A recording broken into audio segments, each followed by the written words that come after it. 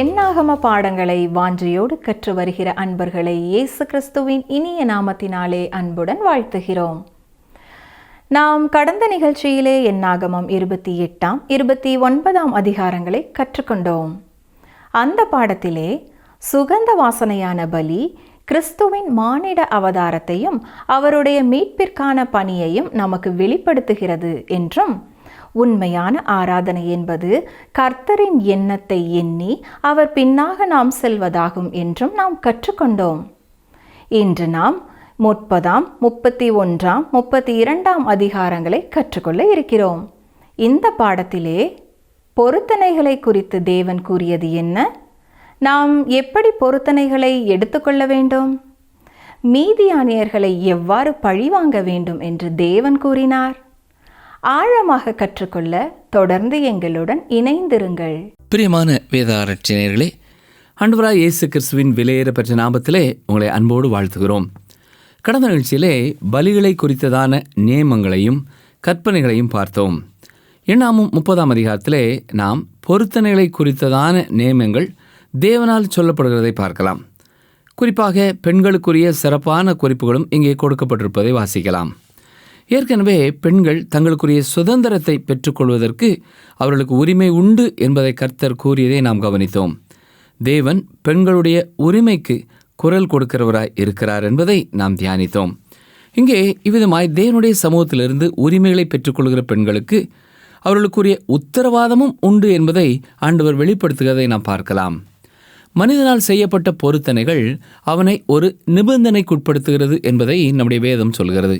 ஆனால் ஒரு பெண்ணோ சிறு பிள்ளைகளோ எடுக்கிற பொருத்தனைகள் அவர்களை கட்டுப்படுத்தாது என்பதைத்தான் இந்த அதிகாரத்திலே நாம் பார்க்கிறோம். இது எதை குறிப்பிடுகிறது என்றால், பெண்களுக்கும் பிள்ளைகளுக்கும் அவர்கள் சுயாதீனமாய் பொருத்தனை செய்வதற்கு உரிமை இல்லை என்பதை காட்டுகிறது.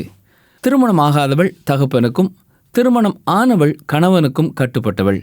தகப்பன் அல்லது கணவன் அவள் பொருத்தனைக்கு உடன்பாடு அல்லது சம்மதம் தர வேண்டும் என்பதைத்தான் இங்கே ஆண்டவர் கூறுகிறார். 1, 2 வசனங்களிலே இஸ்ரவேல் ஜனங்கள் தாங்கள் ஆண்டவருக்காக நேர்ந்து கொண்ட பொருத்தனைகளை, வாக்குத்தத்தங்களை மோசே நினைவுபடுத்துகிறார். நினைவுபடுத்துவது மாத்திரமல்ல, அவைகள் ஜனங்களால் கடைபிடிக்கப்பட வேண்டும் என்பதையும் குறிப்பிடுகிறார். பூர்வ நாட்களிலே ஜனங்கள் ஒரு பொருத்தனை பண்ணிக்கொள்கிறார்கள் என்றால், அல்லது உடன்படிக்கை பண்ணிக்கொள்கிறார்கள் என்றால், அங்கே எழுத்து வடிவமான ஒரு கையொப்பம் விடுவது இல்லை.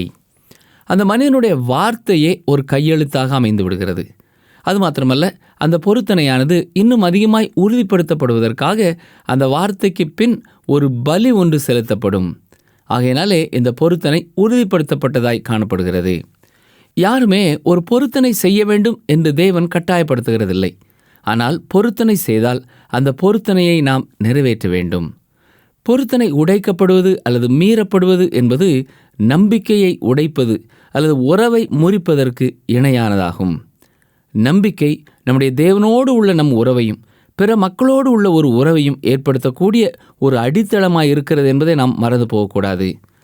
நிறைவேற்றப்படாத உடன்படிக்கை மோசேயினுடைய காலத்திலே எவ்வளவு வேதனைக்குரிய ஒன்றாய் இருந்ததோ அதே போலத்தான் இன்றைக்கும் அது வேதனைக்குரிய ஒன்றாய் இருக்கிறது. வேறு விதத்தில் சொல்ல வேண்டுமென்றால், சொல் தவறாதவர்களாக இருக்க வேண்டும் என்பதையே இங்கே மோசே குறிப்பிடுகிறார். அன்பான நேயர்களே, நாம் என்ன பொருத்தனை எடுக்கிறோம் என்பதல்ல, அந்த பொருத்தனைகளை எப்படி நாம் நிறைவேற்றுகிறோம் என்பதைத்தான் ஆண்டவர் எதிர்பார்க்கிறார். அநேக நேரங்களிலே நாம் அநேக பொருத்தனைகளை செய்கிறோம். குறிப்பாக உயிர் மீட்சி கூட்டங்கள், எழுப்புதல் கூட்டங்கள் என்று வரும்பொழுது அங்கே யார் யார் ஆண்டவருக்கு தங்களை ஒப்புக் கொடுக்க மனதாயிருக்கிறீர்களோ எழுந்திருங்கள் என்று சொல்லும் பொழுதெல்லாம், ஆண்டவருக்காக என்னை ஒப்புக் கொடுக்கிறேன் என்று பொருத்தனை செய்து எழுந்து நிற்கிறோம். நல்ல ஒரு காரியம்தான். ஆனால் பொருத்தனைகள் ஏராளமாய் உண்டாக்குவதை விட, நான் ஏற்கனவே எடுத்திருக்கின்ற பொருத்தனை என்னால் நிறைவேற்றப்படுகிறதா? தேவனுக்கு முன்பாக நான் எடுத்துக்கொண்ட பொருத்தனையை நிறைவேற்றுகிறவனாய் நான் இருக்கிறேனா? இதைத்தான் தேவன் எதிர்பார்க்கிறார்.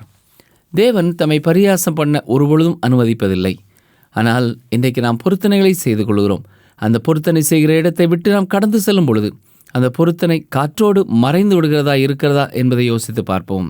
எனவே ஒரு தேவனுடைய ஊழியக்காரர் இவ்விதமாய் கூறினார். உயிர் மீட்சி கூட்டங்கள் நடைபெறுகிற மைதானங்கள் பொருத்தனைகளின் கல்லறை என்பதாய் குறிப்பிட்டார். அங்கே ஆயிரக்கணக்கான மக்கள் பொருத்தனை செய்தார்கள். ஆனால் அவைகளை அங்கேயே குழி தோண்டி புதைத்து விடுகிறார்கள் என்பதாக அவர் சொன்னார். உண்மையிலேயே அது பரிதாபத்திற்குரிய ஒரு உண்மை நிலைமைதான். இன்றைக்கு நாம் திரளாக கர்த்தருடைய பலிபீட தண்டை வருகிறோம், பொருத்தனைகளை செய்கிறோம். ஆனால் அவைகள் என்னாலே நிறைவேற்றப்படுகிறதா? ஆண்டவர் யாரையும் பொருத்தனை செய்ய என்று கேட்கவில்லை. இது சுயமாக நாமே செய்யக்கூடிய ஒரு பொருத்தனை. ஆனால் இந்த பொருத்தனையை நான் செய்துவிட்டேன் என்றால் அதற்கு பின் எனக்கும் ஆண்டவருக்கும் அங்கே ஒரு உறவு ஏற்படுகிறது. இந்த பொருத்தனை முறிக்கப்படுமாயின் கர்த்தர் கணக்கு கேட்கிறார். நாம் சொல் தவறாதவர்களாக இருக்க வேண்டும். கிறிஸ்தவர்களாகிய நமக்கு இது மிகவும் அவசியம். இதை மனதிலே வைத்துத்தான் பவுல் அப்போஸ்தலன் ரோமருக்கு எழுதும் பொழுது 10ஆம் அதிகாரம் 9-10 வசனங்களிலே என்னவென்றால், கர்த்தராகிய இயேசுவை நீ உன் வாயினாலே அறிக்கையிட்டு தேவன் அவரை மரித்தோரிலிருந்து எழுப்பினார் என்று உன் இருதயத்திலே விசுவாசித்தால் ரட்சிக்கப்படுவாய். நீதி உண்டாக இருதயத்திலே விசுவாசிக்கப்படும், ரட்சிப்புண்டாக வாயினாலே அறிக்கை பண்ணப்படும் என்று கூறுகிறார். ஆண்டவரை நீங்கள் எப்படி விசுவாசிக்கிறீர்கள்? உங்கள் இருதயத்திலிருந்து விசுவாசிக்கிறீர்கள் இல்லையா? அப்படி என்றால் என்ன நடைபெறுகிறது? விசுவாச அறிக்கையானது நம்முடைய வாயினாலே அறிக்கை பண்ணப்படுகிறது. வாயினாலே அறிக்கை பண்ணப்படும் பொழுது அந்த இருதயமானது வாயினாலே சொல்லப்படுகிறதை நம்புகிறது அல்லது விசுவாசிக்கிறது. இந்த இரண்டும் ஒன்றாக இணைந்து இசைந்து செயல்படுகிறது. அதைத்தான் இங்கே நீதி உண்டாக இருதயத்திலே விசுவாசிக்கப்படும், ரட்சிப்புண்டாக வாயினாலே அறிக்கை பண்ணப்படும் என்று கூறுகிறார். நாம் உதடுகளினாலே விசுவாசிப்பது கிடையாது. நாம் வாயினாலே சொல்லுகிறோம், இருதயத்திலே விசுவாசிக்கிறோம். இவைகளை நாம் மறந்து போகக்கூடாது. இந்த இருதயமும் வாயும் ஒன்றாக ஒரே ராகத்தில் இசைந்து பாடும் பொழுது மாத்திரமே அந்த பொருத்தனையானது உண்மையாக அமையும் என்பதிலே சந்தேகமில்லை. ஆகையினாலே இருதயம் விசுவாசிக்க வேண்டும், வாய் அறிக்கை செய்ய வேண்டும். இவைகள் தேவனுக்கும் இந்த அறிக்கை பண்ணுகிறவர்களுக்கும் இடையிலான ஒரு ஒப்பந்தம் என்று சொல்லலாம். இவைகளிலே நாம் நம்முடைய பங்கை மீறிவிட்டோம் என்றால் தேவன் மிகுந்த துக்கமடைகிறார். நம்மிடத்திலே கணக்கு கேட்கிறவராய் இருக்கிறார். தேவனுக்கு முன்பாக நாம் செய்த அறிக்கைகள், பொருத்தனைகள் இன்று நிறைவேற்றப்பட்டு வருகிறதா? தேவனுடைய பிள்ளைகளுக்கு நாம் கொடுத்த பொருத்தனைகள், வாக்குகள் நிறைவேற்றப்பட்டு விட்டதா? மனைவிக்கு கொடுத்த பொருத்தனை, பிள்ளைகளுக்கு கொடுத்த வாக்கு, பெற்றோருக்கு கொடுத்த பொருத்தனை நம்மாலே நிறைவேற்றப்பட்டு வருகிறதா? இல்லையென்றால் ஏதோ நான் ஒரு பேச்சுக்கு சொன்னேன், இப்பொழுது அதை நான் செய்ய முடியாது, நிறைவேற்ற முடியாது என்று சொல்லி மௌனம் சாதிக்கிறவர்களாய் இருக்கிறோமா? அது பாவம் என்பதை இந்த வேளையிலே ஆண்டவர் நமக்கு உணர்த்துகிறார். எண்ணாகமம் 30ஆம் அதிகாரம் 3-8 வசனங்களிலே பெண்களுக்கான அந்த பொருத்தனைகளை இவ்விதமாய் அவர்களை கட்டுப்படுத்தும் அல்லது கட்டுப்படுத்தாது என்பதை ஆண்டவர் மோசேயின் மூலமாய் சொல்கிறதை பார்க்கிறோம். இஸ்ரவேலருடைய நியாயப்பிரமாணத்தின் பிரகாரமாக பிள்ளைகள் அல்லது பெண்கள் இவர்களுடைய பொருத்தனைகளானது பெற்றோர்களாலே மேற்கொள்ளப்படும் என்பதை நாம் பார்க்கிறோம். தவறான பொருத்தனைகளை ஏற்படுத்தி கொண்டு அதை நிறைவேற்ற முடியாமல் போகும் பிள்ளைகளை தப்பு வைப்பதற்காக தேவன் இந்த ஒரு உதவியை செய்திருக்கிறார் என்று கூறலாம். இந்த பிரமாணத்தின் மூலமாக பெற்றோருக்கும் பிள்ளைகளுக்கும் சிறப்பான ஒன்றை கற்றுக் கொடுக்க ஆண்டவர் விரும்புகிறார். பிள்ளைகள் பெற்றோரை சார்ந்து இருக்க வேண்டும் என்பதை நாம் பார்க்கிறோம். அது மாத்திரமல்ல, அவர்கள் தீர்மானம் எடுப்பதிலே பெற்றோருடைய ஆலோசனை அல்லது மேற்பார்வை மிகவும் அவசியம் என்பதையும் நாம் பார்க்கிறோம். அதுபோல பெண்களும் தங்கள் இஷ்டத்திற்கு பொருத்தனைகளை செய்யாமல் கணவனுடன் கலந்து ஆலோசனை செய்தே பொருத்தனை செய்ய வேண்டும். நல்ல ஒரு பெற்றோருடைய அனுபவம் பிள்ளை தவறான தீர்மானம் எடுத்து தவறான வழியிலே செல்வதை தடுக்கிறது, நன்மையின் பாதையை காட்டுகிறது. இதை நாம் மறந்து போகக்கூடாது. அருமையான நேயர்களே, பொருத்தனைகளை நாம் எடுக்க முற்படும் பொழுது நாம் அவசரப்படாமல், ஆத்திரப்படாமல் யோசித்து நலமானதை, தேவன் பிரியப்படக்கூடிய ஒரு பொருத்தனையை எடுக்க முடிவு செய்ய வேண்டும். தவறான தீர்மானங்கள் செய்துவிடாதபடி ஆண்டவரே என்னை காத்துக்கொள்ளும் என்று அவரது பலத்தை சார்ந்து நாம் பொருத்தனைகளை செய்ய வேண்டும். அந்த பொருத்தனைகளை நிறைவேற்றுவதற்கு நாம் எல்லா வகைகளிலேயும் பிரயாசப்பட வேண்டும். நான் உன்னிடத்திலே பொருத்தனை செய்யும்படியாக கேட்டேனா? உன்னிடத்தில் நான் எதை எதிர்பார்க்கிறேன்? கீழ்ப்படுதலையே எதிர்பார்க்கிறேன் என்று கூறுகிறார். ஆகையினாலே ஆண்டவருக்கு முன்பாக பொருத்தனையை அவசரப்பட்டு தவறான ஒரு பொருத்தனை எடுப்பதை விட நாம் தேவனுக்கு உகந்ததும் பிரியமுமாய் இருக்கத்தக்க பொருத்தனையை எடுக்கவும், எல்லாவற்றிற்கும் மேலாக அவருடைய வார்த்தைகளுக்கு நாம் கீழ்ப்படிந்து நடப்பதே தேவன் விரும்புகிற ஒரு ஆசீர்வாதமான காரியம். தொடர்ந்து எண்ணாகமம் 31ஆம் அதிகாரத்தை பார்க்கும் பொழுது மீதியானியர் மேல் இஸ்ரவேல் மக்கள் பெற்ற வெற்றியையும் மீதியானியர்கள் சங்கரிக்கப்படுவதையும் வாசிக்கிறோம். தேவனுக்கு விரோதமாக இஸ்ரவேலரை கலகம் செய்ய தூண்டிய மீதியானியரை அழிப்பதற்கு இங்கே தேவனால் கட்டளை கொடுக்கப்படுகிறது. இஸ்ரவேல் ஜனங்களை தங்களுடைய சாபத்தினாலும் மாந்திரீகத்தினாலும் சீரழிக்க முடியாமல் வேறு தீய முறைகளை பாலாக்கு கை கொண்டமையால் இஸ்ரவேலர்கள் சோரம் போனார்கள். தேவன் அவருடைய பிள்ளைகள் சோரம் போனதை பார்க்கிறார். தன்னை மாத்திரமே சேவிக்க வேண்டுமென்று விரும்புகிற தேவன் தனக்குரிய இடத்தை தம்மால் மீட்கப்பட்ட பிள்ளைகள் மாயையான தெய்வங்கள் என்று சொல்லப்படுகிற காரியங்களுக்கு கொடுக்கும் பொழுது அந்த வழிபாட்டின் சார்பாக அமைந்துள்ள துன்மார்க்கமான வேசித்தனமான காரியங்களுக்கும் ஜனங்கள் தங்களை ஒப்பு கொடுத்து பரிசுத்தத்தை கெடுத்த பொழுது தேவன் இதற்கு காரணமாயிருந்த மீதியானியரை அழிக்க வேண்டும் என்பதாய் கட்டளையிடுகிறார். இந்த மீதியானியர் ஒரு நாடோடி மக்கள். இவர்கள் ஆபிரகாமினுடைய இரண்டாவது மனைவியாகிய கேத்தூராளின் வழியாய் வந்த சந்ததியினர். இவர்கள் தெற்கு கானான் தேசத்திலே இருந்தார்கள். மோசே பார்வோனுக்கு பயந்து எகிப்தை விட்டு ஓடி வந்த பொழுது மீதியான் தேசத்திலே அடைக்கலம் புகுந்தான் என்று பார்க்கிறோம். அவனுடைய மனைவியும் அவனுடைய மாமனாரும் மீதியானியர்கள் என்றும் நாம் பார்க்கிறோம். இப்படிப்பட்ட ஒரு நெருக்கமான தொடர்பு மோசேக்கு இருந்தாலும் தேவனுக்கு எதிரிகளாக இருந்த இந்த மீதியானியர்களை சங்கரிக்கும்படியாக தேவன் குறிப்பிடுகிறார். மீதியானியர்கள் பரிசுத்த ஜனங்களின் மத்தியிலே மாயையான தொழுகையை அறிமுகப்படுத்தினபடியினாலே இஸ்ரவேலர் மீதியானியர்களை அழிக்க வேண்டும் என்று எண்ணாமும் 25ஆம் அதிகாரம் 16 முதல் 18 வசனங்களிலேயும் குறிப்பிட்டார். வேசித்தனமும் தெய்வ வணக்கத்தினுடைய சாதாரண ஒரு அம்சமாக இருந்தது. தேவனுக்கு விரோதமான ஒரு பாவமாகவோ அல்லது சமுதாயத்திற்கு விரோதமான ஒரு காரியமாகவோ அவர்கள் அதை எடுத்துக்கொள்ளவில்லை. அவருடைய இந்த மாயையான வணக்கத்திலே இது அவர்களுக்கு ஒரு சாதாரண காரியமாகவே காணப்பட்டது. ஆனால் கானானுக்குள் செல்லும் முன் மோவாபியர்கள் மீதியானியருடைய இந்த பயங்கரமான நிலையானது இஸ்ரவேல் ஜனங்களுக்குள்ளேயும் வந்து பரிசுத்தத்தை கெடுத்தது. தேவனுக்கு இது மிகவும் வேதனையான ஒரு காரியமாயிருந்தது. அது மாத்திரமல்ல, மக்கள் சொல்லொணா துன்பத்தையும் துயரத்தையும் அனுபவிக்கக்கூடியவர்களாக இருந்தார்கள். பரிசுத்தர்களாக பண்பட வேண்டிய மக்கள் பாழ்பட்டு சிற்றின்ப சேற்றில் புரண்டு மாண்டு போவார்களே என பயந்த மோசே தேவனுடைய கட்டளையின் பிரகாரமாக அத்தனை மீதியானியரையும் சங்கரியுங்கள் என்று கட்டளையிட்டார். முழுமையாக நீங்கள் சங்கரிக்காவிட்டால் தீமை இஸ்ரவேலரை அழித்துவிடும் என்பதாகவும் அங்கே எச்சரிக்கை கொடுக்கிறார். வேசித்தனமாகிய துன்மார்க்கத்திற்கு இடம் கொடுத்தால் அந்நிய தெய்வங்களையும் மாயையான தெய்வங்களையும் தொடர்ந்து துன்மார்க்கம் வரும் என்று நடுங்கி மோசே மீதியானியரை சங்கரிக்க உத்தரவு கொடுத்தார். யாவரையும் அழியுங்கள் என்பது கர்த்தருடைய வார்த்தை. ஆனால் இந்த இஸ்ரவேலரை கவனியுங்கள். ஆண்கள் எல்லாரையும் அழித்து விட்டார்கள். ஆனால் பெண்களையும் பிள்ளைகளையும் அவர்கள் கைதிகளாக பிடித்து கொண்டு வருகிறார்கள். ஆனால் திரும்பவும் இங்கே அவர்களை அழிக்க வேண்டும் என்பதாக கட்டளை கொடுக்கப்படுவதை நாம் பார்க்கிறோம். ஏன் அந்த பெண்களை அழைத்து வருகிறார்கள்? அவருடைய உள்ளத்திலே இன்னும் அந்த மாயையான வணக்கத்திற்கும் தீங்கான காரியங்களுக்கும் தேவனுக்கு விரோதமான பகையாக இருக்கிற அசுத்தத்திற்கும் நேராய் அவர்கள் உள்ளம் இருந்தபடியினாலே இவ்விதமாக அந்த பெண்களை அவர்கள் வைத்திருந்தார்கள் என்று நாம் புரிந்து கொள்ள முடிகிறது. பாவமானது நம்மிடத்திலே காணப்படுமாயின் அந்த பாவத்தை அரைகுறையாக அல்ல, முழுமையாக கர்த்தர் சரி செய்யும்படியாக நாம் கொடுக்க வேண்டும். அரைகுறை மனதோடு அல்ல, ஆண்டவரே இது எனக்கு பிரியமானது, இது எனக்கு இருக்கட்டும், மற்ற காரியங்களை நீர் பார்த்துக்கொள்ளும் என்பதாக அல்ல, முழுமையாக நம்முடைய வாழ்க்கையின் எல்லா காரியங்களிலேயும் நம்முடைய வாழ்க்கையின் ஒவ்வொரு பகுதியிலேயும் ஆண்டவரே என்னை சுத்திகரியும், என்னை முழுமையாய் பரிசுத்தமாக்கும் என்று நாம் ஜெபிக்க வேண்டும். இல்லையென்றால் அழிவு நம்மை பின்தொடரும். மீதியான் உலகத்திற்கு ஒரு அடையாளமாக இருக்கிறது.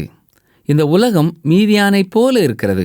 இந்த உலகத்தில் இருக்கக்கூடிய அவருடைய பிள்ளைகளாகி நாம் அவருக்காக பிரித்தெடுக்கப்பட்டவர்களாக, நாம் அந்த அசுத்தத்திலே தொடர்பில்லாதவர்களாக காணப்பட வேண்டும் என்று கர்த்தர் விரும்புகிறார்.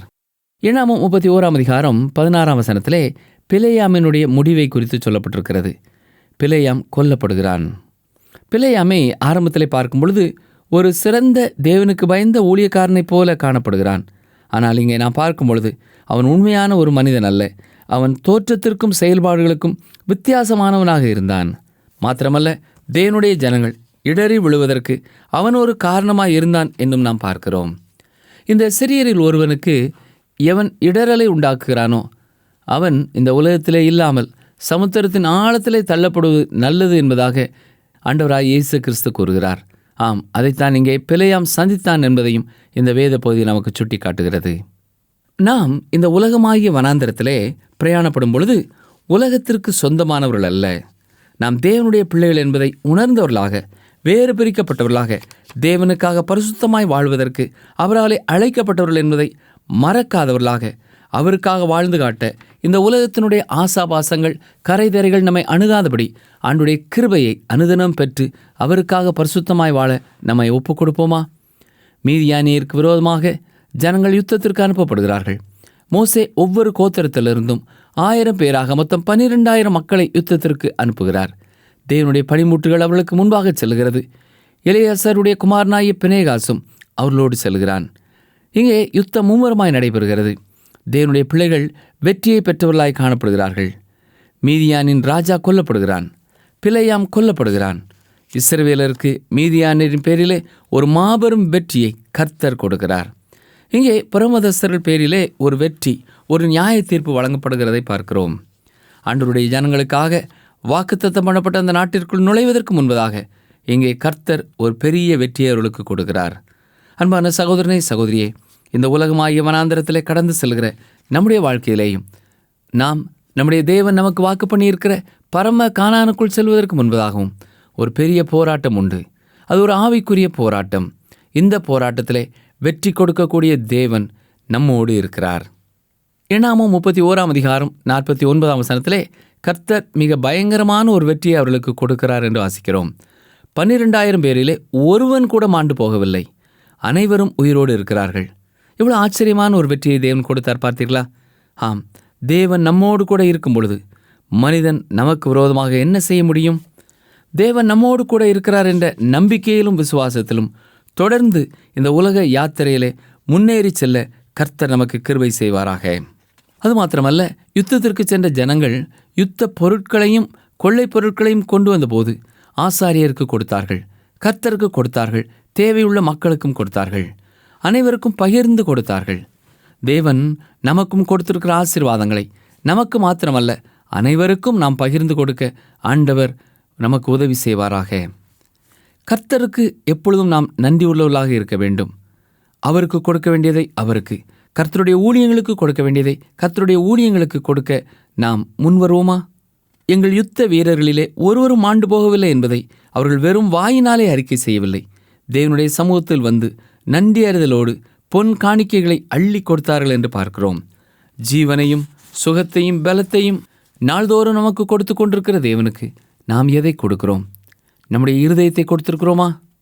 என் தேவன் எனக்கு கொடுத்திருக்கிற ஆசீர்வாதங்களை தேவனுடைய ஊழியத்திற்கு நான் பகிர்ந்து கொடுக்க மகிழ்ச்சியோடு இருக்கிறேனா? கர்த்தாவே, இதற்கு எனக்கு உதவி செய்யும் என்று நாம் ஜெபிப்போமா? சற்றே எண்ணி பார்ப்போம். தேவன் தம்முடைய பிள்ளைகளை ஒரு இரவிலே அழைத்து வந்தார். ஆனால் அவருடைய இருதயம் முழுவதும் உலகமாகிய எகிப்தினாலே ஆட்கொள்ளப்பட்டிருந்தது. இதை அப்புறப்படுத்த தேவனுக்கு 40 ஆண்டுகள் எடுத்தது. நம்முடைய இருதயமும் உலகத்தால் நிறைந்திருக்கிறதா? உலகத்தின் ஆசாபாசங்களினாலே நிறைந்திருக்கிறதா? தேவன் நம்மை ரட்சித்து விட்டார், நம்மை விடுவித்து விட்டார், உண்மைதான். ஆனால் ரட்சிக்கப்பட்ட பிள்ளையினுடைய இருதயத்திற்குள்ளே என்ன இருக்கிறது? உலகம், மாமிசம், பிசாசு இவைகளாலே தொடர்ந்து ஆட்கொள்ளப்பட்டு கொண்டிருக்கிறோமா என்பதை எண்ணி பார்ப்போம். அப்படி என்றால் நாம் எப்படி வாக்குத்தத்த நாட்டிற்குள்ளாக செல்ல முடியும்? உலகம் என் இருதயத்திலே இருக்கும் என்றால் என்னுடைய வாழ்வு சீரான வாழ்வு அல்ல, அது சீரழிந்த ஒரு வாழ்வு. அந்த வாழ்வு என்னை வாக்குத்தத்த நாட்டை சுதந்திரித்துக் கொள்ளாதவாறு தடுத்துவிட முடியும் என்பதை இந்த பகுதி நமக்கு கற்றுக் கொடுக்கிறது. பிரியமானவர்களே, நாம் ஒளியிலே நடக்கிறவர்களாக, ஒளியாகிய கர்த்தருடைய வார்த்தையிலே நடக்கிறவர்களாக இருக்கிறோமா என்பதை எண்ணி பார்ப்போம். கர்த்தரோடு உள்ள விசுவாசத்திலே நாம் நீடித்து நிலைத்து அவரோடு உறவு கொண்டு இருக்கிறவர்களாய் நடைபோடுகிறோமா? ஏனோக் கர்த்தரோடு நடந்தார். நீங்களும் நானும் அவ்விதமாய் நடக்கிறோமா? அதுதான் இன்று நம் முன்னாலே வைக்கப்படுகிற கேள்வி. தொடர்ந்து 32 அதிகாரத்திற்குள்ளே வருவோம் என்றால், ரூபன் காத் கோத்திரத்தாரும் பாதி கோத்திரனாகிய மனாசேக்கும் நாடு பகிர்ந்து கொடுக்கப்படுவதை இந்த பகுதியிலே நாம் வாசிக்கிறோம். இங்கே யோர்தானுக்கு கிழக்கே ரூபன் காத் குடியேறுகிறார்கள். அது ஆடு மாடுகளுக்கு உகந்ததாக யோர்தானுக்கு கிழக்கே உள்ள இடத்தில் குடியேற அவர்கள் அனுமதி கேட்கிறார்கள். மோசேக்கு கோபம் வந்தது. அவனுக்கு என்ன செய்வதென்றே தெரியவில்லை. ஆனால் இவர்கள் கேட்பது தவறானது என்று மோசே எண்ணிக்கொள்கிறார். ஏனென்றால் ஏற்கனவே கானானுக்குள்ளே செல்ல முடியாதபடி இஸ்ரவேல் ஜனங்களுடைய இருதயம் தளர்ந்து போனது போல இதுவும் தடையாய்விடுமோ என்று ஐயப்படுகிறார். இங்கே தீர விசாரியாமல் மோசே அவசரப்பட்டு கோபப்படுகிறார். ஆனால் இந்த ரூபன் காத் கோத்திரத்தார் இஸ்ரவேலரை அவர்கள் ஒவ்வொருவரும் கொண்டு போய் சேர்க்கும் இடங்களிலே, நாங்கள் தாமதமின்றி உங்களோடு யுத்தத்திற்கு வருவோம், உங்களுக்கு முன்பதாக செல்வோம், எங்களுடைய பிள்ளைகள், மனைவி, மிருக ஜீவன்கள் மாத்திரம் இங்கே இருக்கட்டும் என்பதாக அவர்கள் தெளிவுபடுத்துகிறார்கள். ஆம் பிரியமானவர்களே, எந்த ஒரு காரியத்தை குறித்தும் நாம் கேள்விப்பட்டவுடன் தீர விசாரியாமல் தீவிர கோபம் கொள்வது தவறு என்பதை இந்த இடத்திலே நாம் கற்றுக்கொள்ள வேண்டும். எதையுமே நன்றாக கவனித்து கேட்டு அலசி ஆராய்ந்து தீர்மானங்களை செய்ய ஆண்டவர் நம்மை அழைக்கிறார். இந்த நாளிலேயும் ஆண்டவர் நமக்கு கொடுத்த சத்தியங்களுக்காக ஆண்டவருக்கு நாம் ஸ்தோத்திரம் செலுத்துவோம். ஜெபிப்போமா? எங்கள் அன்பின் ஆண்டவரே, நீர் எங்களுக்கு கற்றுக் கொடுத்திருக்கிற காரியங்களுக்காக உமக்கு நன்றி செலுத்துகிறோம் ஐயா. பொருத்தனைகளை எடுக்கும் பொழுது ஞானத்தோடும் விவேகத்தோடும் சிந்தித்து பொருத்தனைகளை செய்ய நீரே எங்களுக்கு துணை செய்ய வேண்டும் என்று சொல்லி நாங்கள் ஜெபிக்கிறோம். எங்கள் குடும்பத்தின் பெண் பிள்ளைகளோ சிறு பிள்ளைகளோ அவசரப்பட்டு தீர்மானங்களை செய்து விடாதபடி ஞானத்தோடும் விவேகத்தோடும் பெற்றோரிடத்திலே கேட்டு கணவரிடத்திலே அதை குறித்து ஆலோசனை செய்து பொருத்தனைகளை செய்ய நேரே அவர்களுக்கும் துணை செய்ய வேண்டும் என்று சொல்லி நாங்கள் ஜெபிக்கிறோம். யாராவது அவசரப்பட்டு தவறான தீர்மானங்கள் செய்திருப்பார்கள் என்றால் கிருபையாய் இறங்கி அவர்களை பொறுத்து கொள்ள வேண்டும் என்று சொல்லி நாங்கள் ஜெபிக்கிறோம். ஆண்டவரே, நாங்களும் எங்களுடைய வாழ்க்கையிலே அவசரப்பட்டு சரியாய் காரியங்களை கேள்விப்படாமல் புரிந்து கொள்ளாமல் தவறான தீர்ப்பு செய்யாதபடி எங்களையும் காத்துக்கொள்ள வேண்டும் என்று கெஞ்சுகிறோம். இயேசு ரட்சகரின் வல்லமையுள்ள நாமத்தினாலே தாழ்மையோடு கேட்கிறோம் பிதாவே, ஆமேன். அன்பர்களே, இந்த நாளிலும் நாம் கற்றுக்கொண்டது என்ன? பொருத்தனை உடைக்கப்படுவது அல்லது மீறப்படுவது என்பது நம்பிக்கையை உடைப்பது அல்லது உறவை முறிப்பதற்கு இணையானதாகும். நாம் சொல் தவறாதவர்களாக இருக்க வேண்டும். பிள்ளைகள் எப்போதும் பெற்றோரை சார்ந்திருக்க வேண்டும் மற்றும் அவர்கள் தீர்மானம் எடுப்பதிலே பெற்றோரின் ஆலோசனை மிகவும் அவசியம். பாவமானது நம்மிடத்திலே காணப்பட்டால் அந்த பாவத்தை முழுமையாக கர்த்தர் சரி செய்யும்படியாக நம்மை ஒப்பு கொடுக்க வேண்டும். மீண்டும் அடுத்த நிகழ்ச்சியில் சந்திப்போம். கர்த்தர் உங்களை ஆசீர்வதிப்பாராக.